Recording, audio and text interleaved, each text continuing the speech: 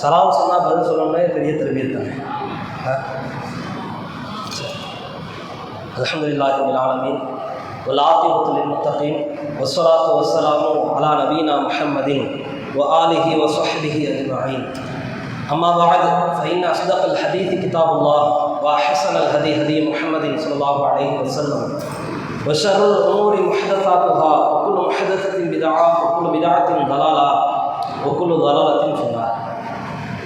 فقد قال الله تعالى في القرآن العظيم والفرقان المجيد فأعوذ بالله من الشيطان الرجيم يا أيها الناس اتقوا ربكم الذي خلقكم من نفس واحدة وخلق منها زوجها وبث منهما رجالا كثيرا ونساء واتقوا الله الذي تساءلون به والأرحام إن الله كان عليكم رقيبا يا أيها الذين آمنوا اتقوا الله حق تقاته ولا تموتن إلا وأنتم مسلمون يا أيها الذين آمنوا اتقوا الله وقولوا قولا سديدا يصلح لكم أعمالكم ويغفر لكم ذنوبكم ومن يطع الله ورسوله فقد فاز فوزا عظيما ربي اشرح لي صدري ويسر لي أمري واحلل عقدة من لساني يفقهوا قولي. அன்பிற்கினிய சகோதரர்களே, அல்லாஹ்வுடைய பேரருளால் இந்த தர்பியா என்பதன் மூலம் மார்க்கத்தினுடைய சில முக்கியத்துவம் வாய்ந்த கோட்பாடுகளையும் தத்துவங்களையும் நெறிமுறைகளையும் விதிமுறைகளையும் ஒழுக்கங்களையும் அதே மாதிரியான சில துஆக்களையும் நாம் கற்றுக்கொள்வதற்கு பெரும் வாய்ப்பு கிடைத்திருக்கிறது. படைத்தவன் செய்த மிகப்பெரிய ஒரு அருள் தான். இந்த உலகத்தில் அதிகமாக வாழ்ந்த சில நபிமார்களை அல்லாஹ் சொல்கிறான். யாரு? உலகத்தில் அதிகமாக வாழ்ந்த ஆதம் நபியா? ஆதம் நபி கிட்டத்தட்ட ஒரு 940 வருடம் வாழ்ந்ததாக ஆதாரபூர்வமான ஹதீஸ்கள்ல இருக்கு. 940, சரியா? 940. அதற்கு கூட அதை விட 10 வருஷம் கூட யாரும் இருந்தா? யூசுஃபா. நூஹ் நபி எத்தனை வருஷம் வாழ்ந்தாங்க? 950 வருஷம் வாழ்ந்தாங்க. 1000 வருஷத்துக்கு 50 தான் கம்மி. கிட்டத்தட்ட 950 வருஷம் உலகத்தில் வாழ்ந்த ஒரு உத்தமர் தான் நூஹ் அலைஹிஸ்ஸலாம் அவர்கள். நூஹ் தானே? யூனுஸா? நூஹ் நபி. அவர்களுடைய வாழ்க்கையை குறித்தும் அல்லாஹ் என்ன செஞ்சிருக்கிறான்? திருமறையில் சொல்லியிருக்கான்.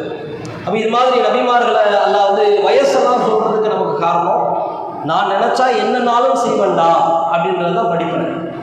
இப்போது ரசூலுல்லாஹ்வுக்கு அல்லாஹ் என்ன செய்யலை? இந்த 900 வருஷம் 1000 வருஷம் 100 வருஷம் கூட அல்லாஹ் என்ன செய்யலை? நபிகள் நாயகத்துக்கு கொடுக்கல. முகமது நபிக்கு கொடுக்கல தானே? முகமது நபியினுடைய வாழ்நாள் எவ்வளவு? 50? 63 வருஷம் உலகத்தில் என்ன செஞ்சாங்க? ரசூலுல்லாஹ் வாழ்ந்தாங்க. ஏன் அல்லாஹ் நூஹ் நபியை 950 வருஷம் வாழ வச்சான்? ரசூலுல்லாஹ் ஏன் 63 வருஷம் வாழ வச்சான்? காரணம் சொல்லப்படலை, சரியா? அப்போ அல்லாஹ் நாடினால் எதனாலும் செய்வான். 950 வருஷம் உலகத்தில் நூஹ் நபி வாழ்ந்தாங்கன்னா அவங்கள் அமல் செய்கிறதுக்கு அல்லாஹ் என்ன செஞ்சிருக்கான்? அவ்வளோ தவணையை நீட்டி வச்சிருக்கான். அவர்கள் சொர்க்கத்திற்குண்டான அமல் செய்கிறதுக்கு அவ்வளோ வருஷத்தை நீட்டி கொடுத்துருக்கான். இப்போ 10 நாள், இப்போ ஒரு உங்களுக்கு சில விஷயங்கள் சொல்கிறதுக்கு ஒரு குறிப்பிட்ட நேரத்தை கொடுத்தாங்க. 5 நிமிஷத்தில் சொல்லுங்கள், 10 நிமிஷத்தில் சொல்லுங்கள், இது ஒரு அவகாசம். இது மாதிரி அல்லாஹ் என்ன செஞ்சிருக்கான்னா 950 வருஷம் நூஹ் நபிக்கு கொடுத்தான்ல. ஆனால் ரசூலுல்லாஹ்வுக்கு வெறும் 63 வருஷம் தான் கொடுத்தான். ஏன்னா இது அல்லாஹ்வுடைய அதிகாரம். அல்லாஹ் நாடினால் எதனாலும் செய்வான். அதே நேரத்தில் தான் நாடினால் பெரிய அளவுக்கு தவணையை கொடுப்பான் சில நபிமார்களுக்கு. அப்படி கொடுக்கப்பட்டவர் தான் நூஹ் நபி. ரசூலுல்லாஹ்வுக்கு என்ன செய்யலை? கொடுக்கல. ஆனால் நினைச்சிருந்தா கொடுத்துக்கலாம்ல அல்லாஹ்வுக்கு. அல்லாஹ் வந்து நபிகள் நாயகத்துக்கு நினைச்சா கொடுக்கலாம் தானே? 63 100 ஆக்கலாம். 100 வருஷம் வாழ்ற அளவுக்கு அவங்களுக்கு சக்தியை கொடுத்துருக்கலாம். தாவூத் நபி 100 வருஷம் வாழ்ந்தாங்க. தாவூத் நபி 100 வருஷம் உலகத்தில் வாழ்ந்தாங்க. ஆதாரபூர்வமான செய்திகள் இருக்குது. அப்போ அல்லாஹ் நாடினா என்ன செய்வான்? வாழ்நாள் அதிகரிப்பான். இப்போ நமக்கு ஒரு வாய்ப்பு கிடைச்சிருக்குது. இந்த வாய்ப்பை நீங்கள் என்ன செய்யணும்? சாதாரண நினைச்சிடக்கூடாது. இதே நேரத்தில் பல பேர் என்ன செஞ்சுருக்காங்க? வெளியில் விளாண்டுட்டு இருப்பாங்க, சாப்பிட்டுட்டு இருப்பாங்க, படம் பார்த்துட்டு இருப்பாங்க, பாட்டு கேட்டுட்டு இருப்பாங்க, அல்லது தூங்கிட்டு இருப்பாங்க. ஏதோ செயல்கள் இருந்தும் உங்களை அல்லாஹ் இந்த இடத்துல கொண்டு வந்து சேர்த்துருக்கிறான்னா உங்களுடைய நியத்து தூய்மையானதாக இருக்கும். ஃபஸ்ட்டு அதுதான் உங்களுக்கு ஒழுக்கம் சொல்லப்படக்கூடிய ஒழுக்கங்களையே மிகச்சிறந்த ஒழுக்கம் என்னன்னா, உங்கள் மனசை நீங்கள் என்ன செய்யணும்? தூய்மையாக்கி கொள்ளணும். நல்லவங்கள் செய்கிறதும் அல்லாஹ்வுக்காகத்தான் இருக்கணும். தீய காரியங்களை விட்டு விலகிறதும் அல்லாஹ்வுக்காக தான் இருக்கும். பாவத்தை விட்டு விலகிட்டோம், நான் பாட்டு கேட்க மாட்டேன் பாய், ஏன் அல்லாஹ் தடுத்துருக்கிறான். அப்படி இருக்கும். நான் பாட்டு கேட்க மாட்டேன், ஏன் என் ஃப்ரெண்டுலாம் கேட்கறது கிடையாது, நான் கேட்கறது கிடையாது. என் அம்மா திட்டுவாங்க அதனால நான் கேட்கறது கிடையாது, எங்க அப்பா திட்டுவாங்க அதனால நான் கேட்கறது கிடையாது என்று நீங்க திருந்துனீங்கன்னா இந்த திருந்துதல் என்ன ஆகுது? பிரயோஜனத்தை தராது. நீ அல்லாவுக்காக மாறல, அம்மாவுக்காக தானே மாறின. அப்ப அல்லாஹ் என்ன செஞ்சிருவான் மறுமையில? நீ அவன்கிட்ட போய் கூலி கேளு, உங்க அம்மாட்ட போய் கேளு, உங்க வாப்பாட்ட போய் கேளு அப்படின்னு சொல்லி அல்லாஹ் என்ன செஞ்சிருவான்? அனுப்பிடுவான். அப்ப நாம எதுக்காக வந்திருக்கிறோம்? அல்லாவுக்காக வந்திருக்கிறோம்ன்றத அடி மனசுல ஆழமா பதிய வச்சுக்கணும். நான் அல்லாவுக்காக வந்திருக்கிறேன். யார் பல பேர் என்னை கூப்பிட்டுருக்கலாம், நான் அதுக்காக வரல. பல பேர் என்னை வா வா என்று அழைச்சிருக்கலாம், நான் அதுக்காக வரல, நான் அல்லாவுக்காக வந்திருக்கிறேன்.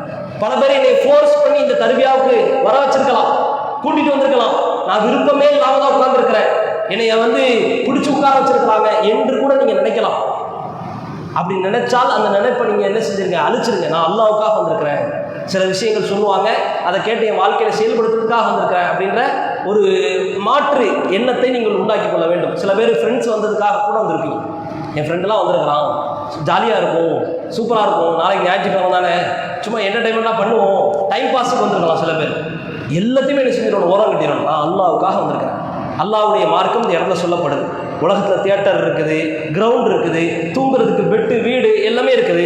இவ்வளோத்தையும் நான் விட்டு வந்ததற்கு காரணம் அல்லாவுக்காகத்தான். அல்லாஹ்வுடைய மார்க்கம் இங்கே சொல்லப்படுது, அல்லாஹ்வுடைய தூதருடைய போதனை இங்கே சொல்லப்படுது. அப்படிதானே? ஹதீஸ் என்பது நான் சொல்றதா, இங்கே பேசக்கூடியவங்க சொல்றதா, ரசூலா சொல்றது தானே, ரசூலாவுடைய செயல் தானே. அப்போ இதுக்காக வந்தால் உங்கள் மனதை தூய்மைப்படுத்த வேண்டிய அடிப்படை சித்தாந்தமே இதுதான். நான் அல்லாவுக்காக வந்திருக்கிறேன், அல்லாவுக்காகத்தான் இவ்வளோத்தையும் நான் பொறுத்துக்கிட்டு இருக்கிறேன். இங்கே சிரமங்கள் இருக்கலாம், துன்பங்கள் இருக்கலாம், அல்லது மன சங்கடங்கள் கூட ஏற்பட்டுருக்கலாம், நான் அல்லாவுக்காக இருக்கிறேன் அப்படின்ற மாதிரியான ஒரு நியத்தை நீங்கள் மனசில் வச்சுக்கோங்க. இப்போ துவா சம்பந்தமாக கற்போம் கற்பிப்போம் அப்படின்றது தலைப்பு, டாபிக் அதுதான். இது சொல்வதற்கு காரணம், இந்த தலைப்பு வழங்கப்படுறதுக்கு காரணம், காலப்போக்கில் நம்ம என்ன ஆகிட்டோம்னா என்னெல்லாமோ மனப்பாடம் பண்ணி வச்சுருக்கோம். நம்ம வாழ்க்கைக்கும் அதுக்கும் சம்மந்தமே இருக்காது, நம்ம லைஃபுக்கும் அதுக்கு சம்மந்தமே இருக்காது. பாட்டு இஷ்டம் போல மனப்பாடமாக இருக்கும். எதுக்கு இருக்குதுன்னு உங்களுக்கு தெரியுமா? இதை நான் மனப்பாடம் பண்ணதுக்கு காரணம் என்ன அப்படின்னு யோசிங்க. இது ஏன் நான் மனப்பாடம் பண்ணணும்? இது ஏன் மனசில் ஆழமாக பதிஞ்சிருச்சு? அது மீண்டும் மீண்டும் உங்களுக்கு சொல்லப்பட்டு ஊட்டப்பட்டு உள்ளே போய் புகுந்துருச்சு. வழிகேட்டை பொறுத்த வரைக்கும் இஸ்லாத்தினுடைய பார்வை எப்படின்னா, அந்த பாவம் என்பது பாவத்தோடு சாதாரணமாக நின்றாது. பாவத்தில் கால் வைப்பதும் வழுக்கு பாறையில் கால் வைப்பதும் ஒன்று.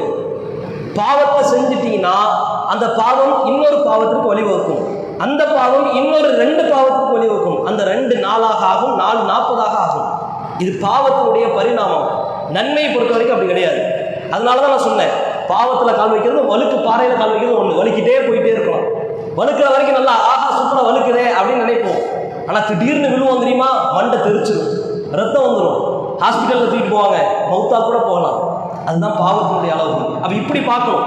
அப்போ இப்படி நீங்கள் பார்த்தீங்கன்னா இஸ்லாத்தில் சொல்லித் தரப்பட்ட எல்லா விஷயங்களுமே, தடுக்கப்பட்ட எல்லா காரியங்களுமே பாவமாகத்தான் இருக்குது அப்படின்றத நீங்கள் புரிந்து கொள்ள வேண்டும். இதில் மிக குறிப்பாக துவாக்கள் சம்பந்தமாக கற்போம் கற்பிப்போம் சொல்லப்பட்டதுக்கு காரணம், உலகத்தில் நம்ம நிறைய பாடல்களை, பாவங்களை எல்லாத்தையும் மனப்பாடம் பண்ணி வச்சுருக்கோம். உங்களுக்கும் அதுக்கு சம்மந்தமே இருக்காது. இது எல்லாம் டிலீட் பண்ணுறதுக்கு நமக்கு இன்னொரு சக்தி வேணும், இன்னொரு விஷயம் வேணும். ஏன்னா வெற்றிடம் என்பது உலகத்தில் எதுவுமே கிடையாது. சும்மா இருக்குது அப்படின்னு இந்த இடத்த கூட காட்ட முடியாது. இந்த ரூம் சும்மா இருக்குதுன்னு சொல்லி காட்ட முடியாது, அங்கே ஃபுல்லாக காற்று நிரம்பி இருக்கும். அப்படி தானே? உலகத்தில் வெற்றிடம் என்பது எதுவுமே கிடையாது. ஏதாவது ஒரு பொருள் உள்ளே நுழைஞ்சிடும். அப்போ நல்லதை நீங்கள் திணிக்காட்டா கெட்டது போய் உட்கார்ந்துடும். நல்ல விஷயங்களை நீங்கள் அதிகமாக மனப்பாடம் பண்ண கெட்ட விஷயங்கள் ஆட்டோமேட்டிக்காக என்ன செஞ்சிடும்? வெளியே போயிடும்.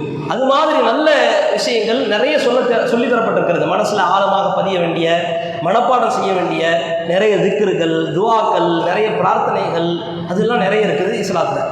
அது மாதிரி சில விஷயங்களை இந்த உரையில் நம்ம பார்ப்போம். ஃபஸ்ட்டு இந்த துவாக்களை பொறுத்த வரைக்கும் நீங்கள் சாதாரணமாக இடம் போட்டுறவே கூடாது.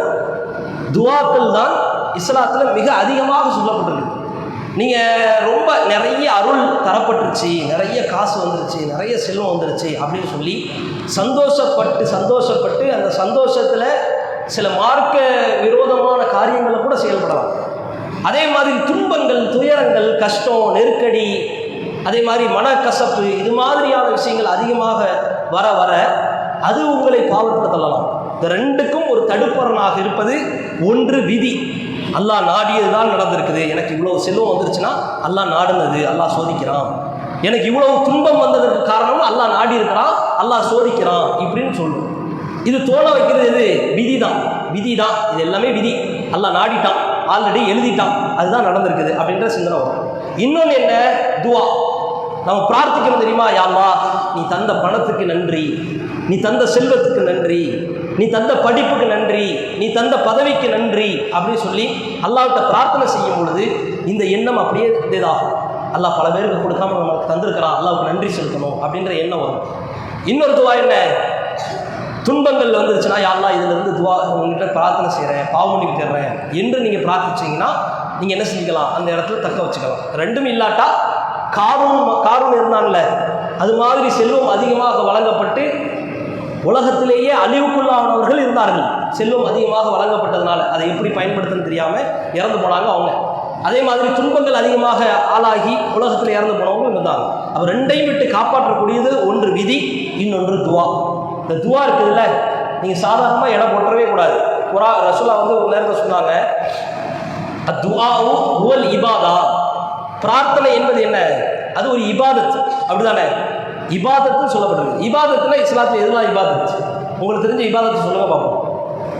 உங்களுக்கு தெரிஞ்ச ஏதாவது இபாதத்தா ஏதாவது சொல்லுங்க பார்ப்போம். வணக்க வழிபாடாக இபாதத்துனா பெரிய ஏதோ வேற ஏதோ வேற்றுக்கிற வாசிகளுடைய பேச்சு கிடையாது.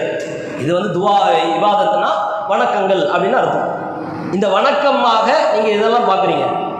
உங்களுக்கு தெரிஞ்ச வணக்கங்கள்லாம் சொல்லுங்க பார்ப்போம். வணக்கம் எதுவெல்லாம் வணக்கம் சொல்லுங்க. தொழுகிறது, தொழுகை என்றது என்னது? அது ஒரு வணக்கம். அல்லாஹ்வை நினைச்சு தானே பூ செய்கிறோம், அல்லாஹ்வுக்காக தானே சஜ்ஜா செய்கிறோம், இது ஒரு வணக்கம். வேற நோன்பு வைக்கிறது வணக்கம், சரி.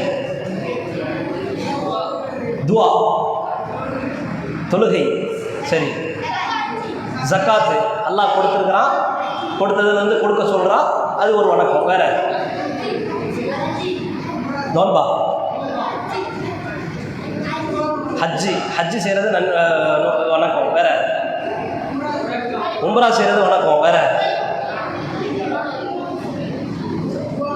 அப்போ எல்லாத்தையுமே நீங்கள் பாருங்கள். தொழுகை, நோன்பு, ஜக்காத்து, ஹஜ்ஜி, இப்படி எதெல்லாம் உம்ரா செய்கிறது எதெல்லாம் இருக்குதோ இந்த இபாதத்தை நீங்கள் எதெல்லாம் வணக்கம் அப்படின்னு சொல்கிறீங்கன்னா இதெல்லாம் என்னது? அல்லாஹ் வணங்குற மாதிரியே இருக்கும், அல்லாஹ்வுக்கு கட்டுப்படுற மாதிரியே இருக்கும்.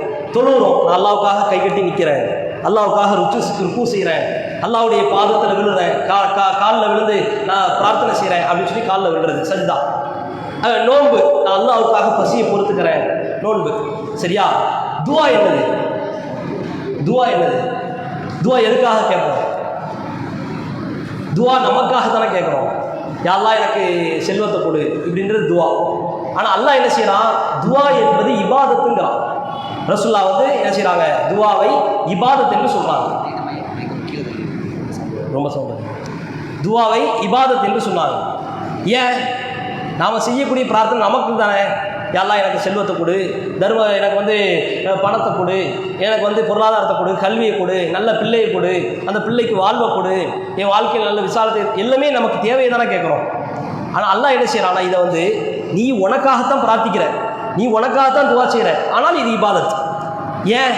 நீ எங்கிட்ட கேட்குறல்ல, அதனால அல்லாஹ் என்ன பார்க்கலாம்? தாங்கிட்ட கேட்கறதுனால அது இபாதத் என்ற பட்டியலில் வச்சிருக்கான். அதனால தான் ரசூலா என்ன செஞ்சாங்க? அத்துஆஉ ஹுவல் இபாதா, பிரார்த்தனை என்பது வணக்கம் என்று ரசூலா சொன்னார். இது வணங்குறதுடா. நீ எப்படி 5 நேரம் தொழுகிறியோ அது மாதிரியான ஒரு வணக்கம், நீ எப்படி நோன்பு வைக்கிறியோ அல்லாஹ்வுக்காக பசியை பொறுத்துக்கிறியோ அது மாதிரியான ஒரு வணக்கம். என்னது? உனக்காக நீ கையேந்தி நீ பிரார்த்தனை செய்யும் போது உனக்கு நன்மையே அல்லாஹ் தரான். ஃபர்ஸ்ட்டு துவா வந்து எப்படி ஏற்றுக்கொள்ளப்படும்? 3 விஷயமாக ஏற்றுக்கொள்ளப்படும். ஒன்று, அல்லாஹ் கேட்டதை தந்துடுவான். எல்லாம் எனக்கு பென்சிலை கொடு, ரப்பரை கொடுன்னு பிரார்த்தனை செய்யணும்னு வைங்களேன், பணத்தை கொடுன்னு பிரார்த்தனை செய்யணும்னு வைங்களேன், கேட்டதை எல்லாம் கொடுத்துருவான். அல்லது கேட்டதை விட சிறந்ததை கொடுப்பான். பென்சிலை கேட்டால் பேனாவை தருவான். நம்ம பேனாவை எதிர்பார்த்துருக்கவே மாட்டோம். 10 ரூபாய் கேட்டால் 10,000 ரூபாய் எல்லாம் தருவான். நம்ம என்ன செஞ்சுருக்க மாட்டோம், எதிர்பார்த்துக்க மாட்டோம். என்னடா 10,000 ரூபா வருது, 10 ரூபா தானே கேட்டோம் அப்படின்ற மாதிரி இருக்கும். ஒன்று கேட்டதை கொடுப்பான், அல்லது கேட்டதை விட சிறந்ததை கொடுப்பான். இல்லை என்றால் உலகத்தில் அல்லாஹ் தரமாட்டான், மறுமையில் அல்லாஹ் என்ன செஞ்சுவான்? அதுக்குண்டான கூலி இருந்துடும். பிரார்த்தனை கண்டிப்பாக ஏற்றுக்கொள்ளப்படும். நீங்கள் பிரார்த்திக்கிற பிரார்த்தனை எதுவுமே என்ன செஞ்சிடாது, வேஸ்ட் ஆகிடாது. எதுவுமே என்ன செஞ்சிடாது, ஒரு சதவீதம் கூட வேஸ்ட் ஆயிடாது. அல்லாஹ் என்ன பார்க்குறான், என்கிட்ட கேட்குறல்ல, உனக்காக நான் தான்டா செய்வேன் என்று அல்லாஹ் என்ன செய்கிறான் பார்க்குறான். அதனால தான் குர்ஆன்ல ஒரு வசனம் இருக்குது, வஇதா சஅலக இபாதி அன்னீ ஃபஇன்னீ கரீப். நபியே, என்னுடைய அடியார்கள் என்னை பற்றி உன்கிட்ட கேட்டா ஃபஇன்னீ கரீப், நான் பக்கத்தில் இருக்கிறேன் என்று நபி நீங்கள் சொல்லுங்கள். உஜீபு தஅவத்த தாஇ இதா தஆன், உஜீபு தஅவத்த தாஇ இதா தஆனி ஃபல்யஸ்தஜீபு லி. என்னுடைய அடியான் என்கிட்ட கையேந்தி பிரார்த்திக்கும் பொழுது ஃபல்யஸ்தஜீபு லி, அவனுக்கு நான் பதிலளிக்கிறேன். வல் யுமினு பி, அவன் என்னை நம்பிக்கை கொள்ளட்டும் என்று அல்லாஹ் வந்து என்ன செய்கிறான், தன்னை பற்றி சொல்கிறான். அப்போ பிரார்த்தனை செய்யக்கூடிய எல்லா பிரார்த்தனையும் என்ன செஞ்சிருவோம், ஏற்றுக்கொள்ளப்பட்டுரும் அப்படின்றத மனசில் வச்சுட்டு சில பிரார்த்தனை நான் உங்களுக்கு சொல்லித் தருகிறேன். முக்கியத்துவமாக இந்த பிரார்த்தனை, அதில் ஒரு பிரார்த்தனை, பாதி பிரார்த்தனை ஆல்ரெடி உங்களுக்கு தெரியும். என்ன பிரார்த்தனைனா, பள்ளிவாசலை விட்டு வெளியேறும் பொழுது என்ன சொல்லுவீங்க, அல்லாஹும்ம, சவுண்டா கோரஸா சொல்லுங்க, சவுண்ட் இல்லை,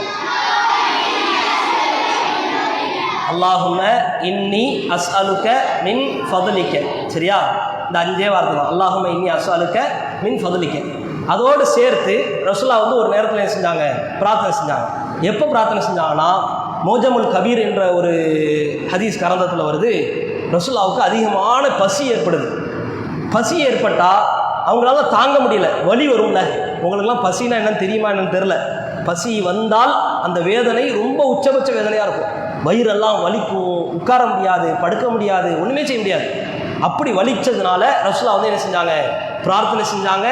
அந்த பிரார்த்தனை மிக முக்கியத்துவம் வாய்ந்த பிரார்த்தனை. அந்த பிரார்த்தனை தான், அந்த பிரார்த்தனை என்னது, அல்லாஹும்ம இன்னி அஸ்அலுக மின் ஃபதுலிக்க, அதோடு சேர்த்து ஒரு ரஹ்மத்திக்க, இதோடு சேர்த்துக்கோங்க.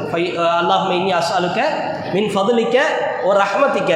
சரியா, ஃபஇன்னஹு லா யம்லிகுஹா இல்லா அன்த, ஃபஇன்னஹு லா யம்லிகுஹா இல்லா அன்த. இவ்வளவுதான் அந்த வாசகமே. ஆல்ரெடி உங்களுக்கு தெரியும், அல்லாஹும்ம இன்னி அஸ்அலுக மின் ஃபதுலிக்க வரைக்கும் தெரியும்ல. அதோடு சேர்த்து ஒரு ரஹ்மத்திக்க, அதை மட்டும் சேர்த்துக்கோங்க, ஒரு ரஹ்மத்திக்க. அதுக்கப்புறம் ஃபஇன்னஹு சொல்லுங்க, ஃபஇன்னஹு லா யம்லிகுஹா, லா யம்லிகுஹா இல்லா அன்த.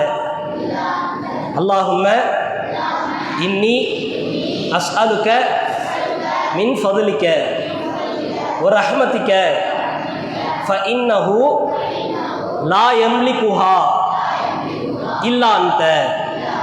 அப்படின்னா என்னன்னா, அல்லாஹ்விட்ட ரசூலுல்லாஹ் கேட்குறாங்க, யா அல்லாஹ், உனது அருளை நான் கேட்கிறேன், உன்னுடைய மறைமுகமான பேரருளை உன்னிடத்தில் நான் என்ன செய்கிறேன், எதிர்பார்க்கிறேன்.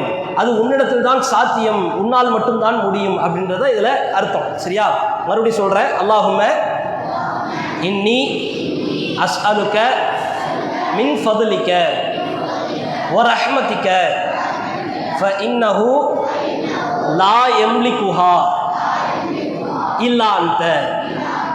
இதை கேட்டால் ரசூலுல்லாஹ்வுக்கு வந்து பசியினால் அந்த வயிறு வலி தாங்க முடியாமல் ரசூலுல்லாஹ் கேட்ட பிரார்த்தனையை அல்லாஹ் அங்கீகரித்து மறைமுகமான அருளை கேட்டாங்கல்ல. நான் சொன்னேன்ல, அல்லாஹ் உன்னுடைய அருளையும் மறைமுகமான பேரருளையும் என்கிட்ட எனக்கு நீ தா என்று ரசூலுல்லாஹ் கேட்டதுனால அல்லாஹ் என்ன செஞ்சான்னா, யாரோ ஒருவர் அரியாபுரத்திலிருந்து ஒருத்தர் வராரு, ஒரு பொரித்த ஆட்டு இறைச்சியை கொண்டு வராரு.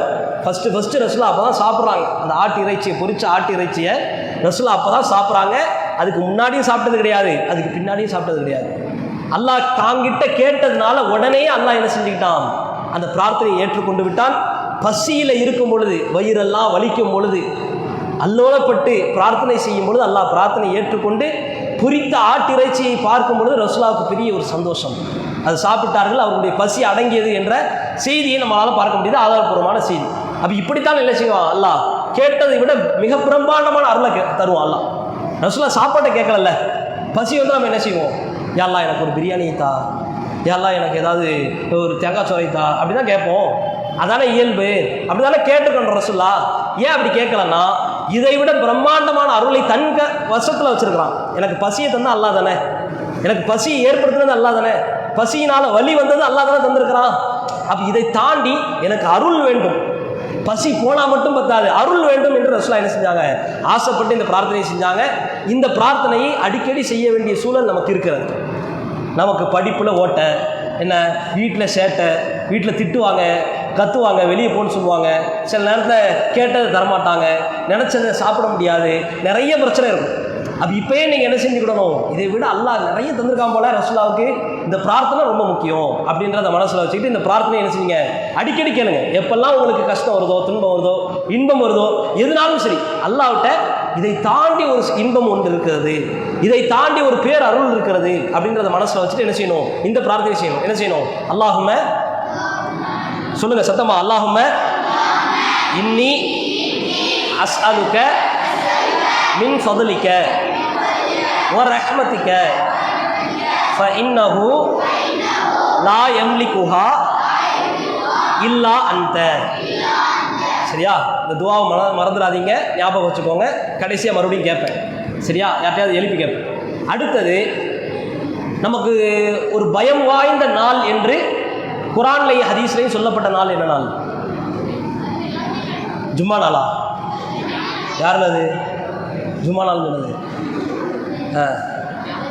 மறுமை நாள். மறுமை நாளை குறித்து குரானில் எக்கச்சக்க வசனம், ஏகப்பட்ட வசனம். அல்லாஹ் என்ன செய்வான்னா எச்சரிச்சுக்கிட்டே இருப்பான். அதை பயந்துக்க, அதை பயந்துக்க. திடுக்கிடக்கூடிய நாள், மிக நடுக்கத்தை ஏற்படுத்தக்கூடிய நாள், திகிலாகக்கூடிய நாள், உன் மனைவி உன்னை விட்டு ஓடக்கூடிய நாள், உன் தாய் உன்னை விட்டு ஓடக்கூடிய நாள். ஒலா யஸ்அலு ஹமீமுன் ஹமீமா, உலகத்தில் உற்ற தோலை, என் பெஸ்ட் ஃப்ரெண்டுன்னு ஒருத்தனை காட்டுவேன், அவன் உன்னை விட்டு ஓடுவான். அப்படிப்பட்ட நாள். இப்படிலாம் அல்லாஹ் என்ன செய்யறான், அந்த நாளை வர்ணிக்கிறான். காரணம் என்னன்னா, அந்த நாளை நீ பயந்துக்க. அந்த நாளில் உள்ள அச்சம் உன்னால இருக்கவே முடியாது. நல்ல ஸ்பீடாக போகிறோம், ஒரு 100 கிலோமீட்டர் ஸ்பீடில் போகிறோன்னு வைங்களேன், திடீர்னு ஒரு லாரி கூட்டு வந்துருச்சு, மைண்ட் அப்படியே பிளாக் ஆகிடும், கையை விட்டுருவோம், என்ன நடக்குன்னே தெரியாது. ஆக்சிடென்ட் ஆகி அதுக்கப்புறம் ஹாஸ்பிட்டலில் முழிப்பு வந்ததுக்கப்புறம் தான் தெரியும், ஓ இவ்வளோ நடந்திருக்குதோ, கை ஒடிஞ்சிருக்குது, கால் ஒடிஞ்சிருக்குது, காது கிழிஞ்சிருக்குது ஒரு பக்கம். இப்படிலாம் என்ன செய்யும், ஹாஸ்பிட்டலில் பெட்டில் முழிப்பு வந்ததுக்கப்புறம் தான் தெரியும். லாரியில் மோதுறதுக்கு முன்னாடி வரைக்கும் ஒன்றுமே தெரியாது. அது வரைக்கும் அந்த அந்த அந்த அந்த ஸ்டாப்பு தான். அதுக்கப்புறம் என்ன நடந்துச்சுன்னே தெரியாது. இப்படி ஒரு திடுக்கத்தை ஏற்படுத்தக்கூடிய நாள் என்று அல்லாஹ் என்ன செய்யறான், குரான்ல மறுமை நாளை குறித்து சொல்றான். இந்த மறுமை நாளில் தான் என்ன நடக்கும், அவ்வளவு பேருக்கும் அல்லாஹ் என்ன செய்வான், விசாரணையை செய்வான். இந்த விசாரணையை ரசூலுல்லாஹ் என்ன செஞ்சாங்க, பயந்து பயந்து பயந்து பல தடவை மக்களுக்கு சொன்னாங்க.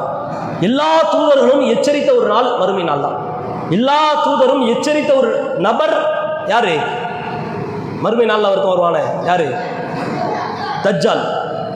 தஜ்ஜாலை குறித்து எச்சரிக்காத தூதரே கிடையாது. சரியா, மறுமை நாளில் அவன் வந்து அவ்வளவு குழப்பம் செய்வான். அவன் செய்கிறதுலாம் வித்தியாசமாக இருக்கும். திடீர்னு ஒருத்தர் உயிர்ப்பிப்பான், திடீர்னு ஒருத்தர் சாகடிப்பான், வானத்திலிருந்து மழை பொழிவிப்பான். இதெல்லாம் சோதனை. அப்படிப்பட்ட நாளை விட்டுறதா ரசூலுல்லாஹ் என்ன செஞ்சிருக்கிறாங்க, பிரார்த்தனை செஞ்சிருக்கிறாங்க. அந்த பிரார்த்தனை உங்களுக்கு தெரியும், அத்தஹியாத்தில் ஓதுவீங்களே, அல்லாஹும்ம அல்லாஹும்ம இன்னி அஊது பிக்க மின் அதாபில் ஜஹன்னம் ஒமின் அதாபில் கபர் ஒமின் ஃபித்னத்தில் மஹியா ஒல் மமாத். அடுத்து பல பேருக்கு தெரிய மாட்டேங்குது, அத்தையாத்தில் ஓதுறீங்களா என்னன்னே தெரில. ஆலிம் சார் எப்போ சலாம் கொடுப்பாரு, எப்போ வீட்டுக்கு ஓடலான்னு பார்த்துருப்பீங்க போல.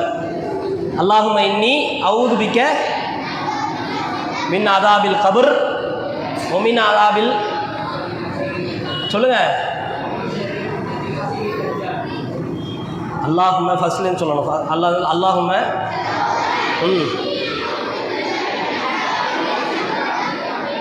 மின் அதாபில் ஜஹன்னம் ஃபஸ்ட்டு. சரியா, ஒமின் அதாபில் கபர் ஒமின் ஃபித்னத்தில் மஹியா ஒல் மமாத் ஒமின் ஃபித்னத்தி மசீஹி தஜ்ஜால். ஒவ்வொரு தொழுகையிலும் ஓதுறோமா, இந்த தஜ்ஜாலியே அவ்வளோ கொடூரக்காரனாக சித்தரிக்கப்பட்டிருக்கிறான்னா, மறுமையில் அவன் செய்கிறதுனா அப்படியே கண்ணை கவர்ற மாதிரி இருக்கும். அவன் செய்கிறது தான் கரெக்டு மாதிரி தரும். கையை காட்டிங்க வா சொர்க்கத்தை தரேன் அப்படின்பா. அப்படிப்பட்ட நாளில் நாம் நடுங்காமல் பயப்படாமல் அல்லாஹ்விட்ட விசாரணை செய்யப்படும் பொழுது பதிலளிக்கக்கூடிய அந்த நாளில் ரசூலுல்லாஹ் வந்து என்ன செஞ்சாங்க, ஒரு பிரார்த்தனையை நமக்கு சொல்லி தந்தாங்க. என்ன பிரார்த்தனைனா, அல்லாஹ்விட்ட கேட்குறாங்க, அல்லாஹும்ம சொல்லுங்க, அல்லாஹும்ம ஹாசிப்னி ஹாசிப்னி ஹிசாபை யசீரா. இதுக்கு என்ன பொருள்னா, இறைவா என்னுடைய விசாரணை எளிதாக ஆக்கு. எவ்வளோதான், சின்ன துவா தான், சூப்பர் துவா. மறுமையில் நம்முடைய தொழுகை, நம்முடைய நோன்பு, நம்முடைய ஜக்காத்து, நம்முடைய ஹஜ்ஜு, நம்முடைய உம்ரா, நம்முடைய துவாக்கள், நம்முடைய திக்ர்கள், நம்முடைய பாவ மன்னிப்பு கோரிக்கைகள் எல்லாமே தூக்கி நிறுத்தப்படுகிற நாள். இந்த நாளில் தான் ஒவ்வொருத்தரும் செஞ்ச பாவத்தை அல்லாஹ் என்ன செய்வான், விசாரிப்பான். நீ அவனை பற்றி குறை சொன்னல்ல, நீ அவனை அடிச்சல்ல, மிதிச்சல்ல, அநியாயமாக அடுத்தவனை துன்புறுத்தினல்ல, எல்லாத்தையுமே அல்லாஹ் என்ன செய்வான்? மறுமையில் வச்சு தோல் உரிப்பான். உலகத்தில் ஒரு தப்பை செஞ்சுட்டு ஒரு சார்கிட்ட ஒரு மிஸ்ஸிட்ட மாட்டிட்டோம்னா நமக்கு எவ்வளோ பயம் வரும். ஐயோ என்ன பாடுபடுத்த போகிறானோ தெரியலையே அப்படின்னு தோணும். ஐயோ இவளையா கூட்டம் வந்தான், ஐயோ இவ அடிப்பாளே அப்படின்ற மாதிரி தோணும் மிஸ்ஸை பார்த்தா. புரியுதா? அப்போ விசாரணைனாலே நமக்கு பயம்தான். திடீர்னு வரான், போலீஸ் உங்கள் கையை பிடிச்சி இழுத்துட்டு போலீஸ் ஸ்டேஷன் இழுத்துட்டு போயிட்டே இருக்கான். என்ன நடக்குன்னே தெரியாது, பயப்படுவோம் தானே. ஐயோ எதுக்கு கூப்பிட்றாங்க, என்ன பண்ணணும் தெரியலையே, யாரையும் கள்ளத்துக்கு அடிச்சிட்டோமா, ஒன்றும் புரிய மாட்டேங்குது, தூக்கத்தில் எதுவும் தப்பு பண்ணிட்டோமா, ஒன்றும் தெரியலையே அப்படின்ற மாதிரி பயம் வரும்ல. திடீர்னு போலீஸ் பிடிச்சிட்டு போகிறான். சாதாரண மனுஷன் விசாரிக்கக்கூடிய விசாரணையே நம்ம பயப்படுறோம், அப்படி தானே. மறுமையில் மகத்தான அல்லாஹ் எவ்வளவு அருள் செய்வானோ அந்த அளவுக்கு தண்டிப்பதிலும் கடுமையானவன். அல்லாஹ் தண்டிக்கிற மாதிரி எவனால் தண்டிக்க முடியுமா? உலகத்தில் உங்களை அடிச்சிட்டான்னு சொல்லி எவனையாவது நீங்கள் அடிப்பீங்க, திருப்பி அதை விட கூடவே அடிப்பீங்க. அவன் சின்னதை லைட்டாக இப்படி டச் பண்ணால் போதும், என்னையே அடித்த அப்படின்னு பலார்னு விடுறது, அவன் காது கேட்காம போகிற அளவுக்கு நீங்கள் அடிப்பீங்க. இவ்வளோதான் உங்களால் செய்ய முடியும். ஆனால் அல்லாஹ் நினச்ச என்ன நாள் பண்ணலாம் தானே. திடீர்னு என்று உலகத்தில் சுனாமி பேரலைலாம் வருது. நம்ம ஊரில் வெள்ளம் வரும்னு நம்ம நினச்சா பார்த்தோம், பார்க்கலல்ல. அல்லாஹ் என்ன செஞ்சிட்டான்? திடீர்னு தண்ணியை கொண்டு வந்து இறக்கிட்டான். பார்த்தா போட்டு வந்து இறங்குது, ஹெலிகாப்டர் பறக்குது, சாப்பாடு அங்கங்கே செய்யப்படுது, எல்லா பக்கமும் விளம்பப்படுது. பார்த்தோமா இல்லையா கண்ணால்? நம்ம ஊருக்கு வெள்ளம் வரும்னு சொல்லி எவனாவது கற்பனை பண்ணியிருப்போமா? திடீர்னு அல்லாஹ் இப்படி தான் ஏற்படுத்துவான்.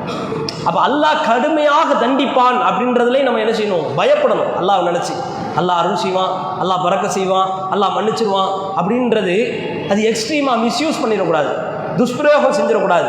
அல்லாஹ் எல்லாத்தையும் மன்னிச்சிருவான், எல்லா பாவம் செஞ்சுக்கலாம் அப்படின்ற மாதிரி பெறக்கூடாது. அல்லாஹ் தண்டிப்பதிலும் கடுமையானவன். அப்போ அப்படி அல்லாஹ் கடுமையாக இருக்கிற நேரம் மறுமை நாள். ஏண்டா உலகத்தில் உன்னை அதை செய்யாத இதை செய்யாதன்னு சொன்னனா இல்லையா அப்படின்னு சொல்லி அல்லாஹ் கேட்பான்ல. அப்படி கேட்டு அல்லாஹ் கடுமையாக பிடிக்கக்கூடிய நாள் அந்த நாள் தான். அதனால தான் ரசூலுல்லாஹ் வந்து என்ன செஞ்சாங்க? பிரார்த்தனை செஞ்சாங்க, அல்லாஹும்ம ஹாசிப்னி ஹிசாபை யஸீரா, இறைவா என்னுடைய விசாரணையை எனக்கு லேசாக ஆக்கு. அழகான துவா சொல்லுங்க பாப்பா. அல்லாஹும்ம ஹாசிப்னி ஹிசாபை யஸீரா, அல்லாஹும்ம ஹாசிப்னி ஹிசாபை யஸீரா, அல்லாஹும்ம ஹாசிப்னி ஹிசாபை யஸீரா. அது தெரியாத அளவுக்கு நீங்கள் தமிழில் கூட கேட்டுக்கலாம். ஆனால் நீங்கள் அரபியில் மனப்பாடம் பண்ணி ரசூலுல்லாஹ் கேட்ட மாதிரி கேட்கும் பொழுது அதுக்கு ஒரு வேல்யூ இருக்குது. அதனால தான் இதை மனப்பாடம் பண்ண சொல்கிறோம். அல்லாஹும்ம சொல்லுங்கள், ஹாசிப்னி ஹிசாபை யஸீரா. சரியா? இந்த துவாவை என்ன செஞ்சுக்கிடணும்? மனப்பாடம் பண்ணணும். தினம் நீங்கள் என்ன செய்யுங்க? இதை கேளுங்க. ஏன்னா மறுமை நாள் எப்போ வேணாலும் மரணம் வரலாம், திடீர்னு மரணம் வரலாம். இந்த பக்கத்தில் திடீர்னு நோய்வாய்ப்பட்டு சிறுபிராயத்துலேயும் மரணம்லாம் வருது. சின்ன பிள்ளைக்கு அப்போ பார்த்தீங்கன்னா ஒரு 8th படிக்கிற பிள்ளை, நம்ம தமிழகத்தில் தான் 8th படிக்கிற பிள்ளைக்கு ஹார்ட் அட்டாக் வந்து 8வது படிக்கிற பிள்ளை எக்ஸாம் ஹால்லையே தேர்வு எழுத பரீட்சை எழுத போகிற அந்த ஹால்லையே இறந்து போகுது. யாருமே எதிர்பார்க்க மாட்டோம். நீங்கள் நினச்சிக்கலாம் இந்த வயசில் தான் மரணம் வரும், இந்த இடத்துலாம் நமக்கு மரணம் வரும் அப்படின்ற மாதிரி. நமக்கு இன்னும் வாழ்கிறதுக்கு காலம் இருக்குது. இன்னும் 50 வயசு இருப்பேன், 60 வயசு இருப்பேன், யாராலையும் சொல்ல முடியாது. நான் உட்காந்துருக்கிறேன், என்னால் நான் உட்காரத்துக்குள்ளே நின்றுட்டு இருக்கேன்னா உட்காரத்துக்குள்ளே எனக்கு மரணம் வரலாம். அப்படி தானே? யாருக்கு எப்படி எந்த நேரத்தில் எந்த சூழலில் எந்த விதத்தில் மரணம் வரும்னு யாருக்கும் தெரியாது. அதனால் நீங்கள் பயந்து அல்லாஹ்வுக்காக அல்லாஹ்விட்ட பிரார்த்தனை செய்யுங்க. இந்த பிரார்த்தனை, அல்லாஹ் மறுமையில் என்னுடைய விசாரணையை லேசாக்கு, என் விசாரணையை கடுமையாக்கிறாத, என் விசாரணையை வந்து இருக பிடிச்சிடாத, நான் செஞ்ச பாவத்தை மன்னிப்பதற்கு அல்லாஹ் என்ன செய்யணும்? முதல்ல கருணை உள்ளத்தோடு இருக்கும். அதனால இறைவா என்னை விசாரிக்கும் பொழுது லேசா விசாரி இறைவா அப்படின்ற பிரார்த்தனை. அதுதான் இந்த பிரார்த்தனை. அல்லாஹும்ம சொல்லுங்க, ஹிசாபை யஸீரா, அல்லாஹும்ம ஹாசிப்னி ஹிசாபை யஸீரா. இந்த பிரார்த்தனையை என்ன செஞ்சுக்கணும்? மனப்பாடம் பண்ணிக்கணும். இன்னும் ஒன்று சின்னதான். என்ன பிரார்த்தனைனா, உலகத்தில் இதுதான் நல்லது இதுதான் கெட்டது அப்படின்றது நமக்கு எல்லாமே தெரிஞ்சிடும். அப்படி தானே? இப்போ ஒரு தப்பு பண்ணுறோம்னா அது தப்புன்னு நமக்கு தெரியும். பொய் பேசுகிறோம், மனசுக்குள்ளே தெரியும் நம்ம பொய் தான் பேசுகிறோம் அப்படின்றது தெரியும். தெரிஞ்சுக்கிட்டே என்ன செய்வோம்? பேசுவோம். அடுத்தவனை பற்றி குறை சொல்லுவோம். அவன் அப்படி, இவன் இப்படி, அவனா குளிக்கவே மாட்டான், அவனா ட்ரெஸ் மாற்றவே மாட்டான், அவனா பாத்ரூம் போகவே மாட்டான், இப்படி குறை சொல்லுவோம். இந்த குறை சொல்லும் பொழுது குறை சொல்கிறது தப்புன்னு நமக்கு தெரியும். அப்படி தானே? இப்படி நேர்மையாக நடக்காமல், அதாவது இதுதான் சத்தியம், இதுதான் அசத்தியம், இதுதான் நல்லது, இதுதான் கெட்டது அப்படின்றது தெரிஞ்ச பிறகு நாம் தப்பு பண்ணாமல் இருக்கிறதுக்கு, தெரிஞ்சுக்கிட்டே தான் தப்பு பண்ணுறோம், அப்படி தப்பு பண்ணாமல் இருக்கிறதுக்கு ரசூலுல்லாஹ் கற்றுக் கொடுத்த ஒரு பிரார்த்தனை இருக்குது. நேர்மையாக செயல்படணும். உலகத்தில் இறைவா நான் நேர்மையாக செயல்படுவதற்கு எனக்கு உதவி செய். நேர்மை இதுதான் தெரியும் நமக்கு. பல பேர் நேர்மைக்கு உதாரணமாக சொல்லுவோம், அவரை பாரு, நபிகளாரை பாரு, சஹாபி இந்த சஹாபியை பாரு, நேர்மையாக செயல்பட்டுருக்கிறாரு, எல்லாமே நமக்கு தெரியும். தெரிஞ்சதுக்கப்புறம் என்ன ஆகும்? அது செயல்படுத்த முடியாது. சுற்றி இருக்கிற சூழல் நம்மளை மாற்றி விட்டுரும். அம்மா அப்பா சொன்னாங்க, அவங்க சொன்னாங்க, இவங்க சொன்னாங்கன்னு சொல்லிட்டு ஏதாவது ஒரு காரணம் வந்து என்ன செஞ்சிடும், நம்மளை பாவத்தின் பக்கம் தள்ளிடும். நேர்மையாக செயல்படாமல் அநியாயமாக செயல்படுவதற்கு நம்மளை தள்ளிடும். அப்படி ஒரு சூழலை விட்டு என்னை காப்பாற்று அப்படின்றது தான் என்னது இந்த பிரார்த்தனையினுடைய சாராம்சம். அது என்ன பிரார்த்தனைனா, அல்லாஹும் மஹ்தினி வஸத்திதினி, அல்லாஹும் மஹ்தினி வஸத்திதினி. சின்ன பிரார்த்தனை தான். இதுக்கு என்ன அர்த்தம்னா, இறைவா எனக்கு நல்வழியை காட்டுவாயாக, நேர்வழியை எனக்கு காட்டுவாயாக, நேர்மையானதை சரியாக செய்வதற்கு எனக்கு என்ன உதவி செய்வாயாக, வாய்ப்பளிப்பாயாக அப்படின்றது இந்த பிரார்த்தனை. இது என்னது செய்யுது? கண்டிப்பாக முக்கியமாக நம்ம வாழ்க்கையில் இருக்க வேண்டிய பிரார்த்தனை. ஏன்னா நான் பல தடவை நான் சொல்லியிருக்கிறேன், என்னென்னா இதுதான் உங்களுக்கு, இதுதான் சத்தியம், இதுதான் நேர்வழி தெரியும், ஆனால் செயல்படுத்த முடியாது. படம் பார்க்குறது தப்புன்னு தெரியும், எவனாவது அப்போ தான் ஃபோனை கொண்டு வந்து முட்டாடி டிப்பாட்டிட்டு வச்சுருப்பான், இதை பாரு மாப்பிள்ள சூப்பராக இருக்குது, இவனை பாரு அப்படின்ற மாதிரி எதையாவது காட்டுவான். பாவம் செய்வதற்கு நம்மளை என்ன செய்யும், தள்ளும் அந்த சூழல். அப்போ அதுக்கு தான் ரசூலுல்லாஹ் என்ன செஞ்சாங்க, இந்த சூழலை விட்டு நாம் காப்பாற்றப்படணும். அது யாரால் முடியும்? அல்லாஹ்வால தான் முடியும். அல்லாஹ் தானே அந்த சூழலை ஏற்படுத்துகிறான், சோதிக்கிறான் அல்லாஹ். இறைவா இப்படிப்பட்ட நேர்மையாக நடக்காமல் அநியாயமாக நடக்கக்கூடிய ஒரு சூழலை ஏற்படுத்தாதே.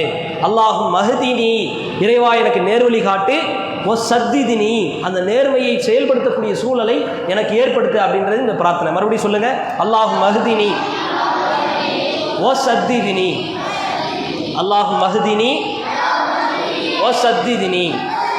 சரியா? 3 பிரார்த்தனை சொன்னோம். என்ன பிரார்த்தனைலாம்? முதல்ல யாராவது ஒருத்தர் சொல்லுங்க, கை தூக்குங்க பார்ப்போம். யாருக்கெல்லாம் தெரியும்? 3மே யாருக்கெல்லாம் தெரியும்? 3மே தெரிஞ்ச ஆட்கள் யாரெல்லாம்?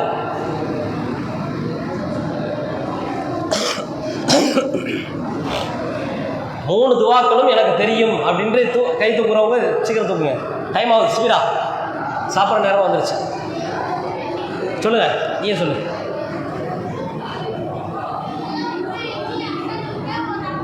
மின் ஃபضலிக்க வ ரஹ்மதிக்க, ஃபஇன்னஹு குஹா லா யம்லிகுஹா இல்லா அன்த. சரி, இது எதுக்கு? பசி, பஞ்சம், நெருக்கடி அது மாதிரியான சூழலில் என்ன செய்யணும்? இது மாதிரி கேட்கணும்.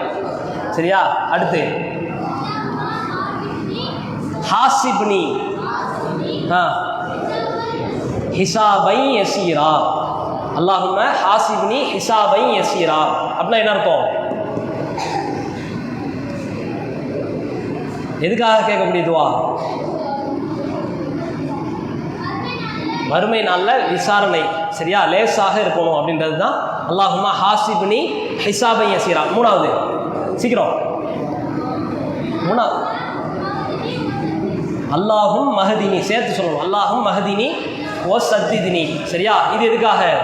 நேர்மையாக செயல்படுறதுக்கு இப்படிப்பட்ட துவா. 3 துவா சொல்லி தந்திருக்கிறேன், மறுபடியும் சொல்கிறேன்.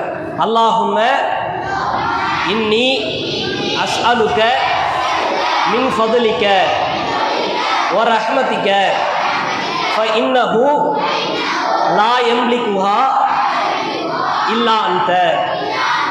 இது எதுக்கு?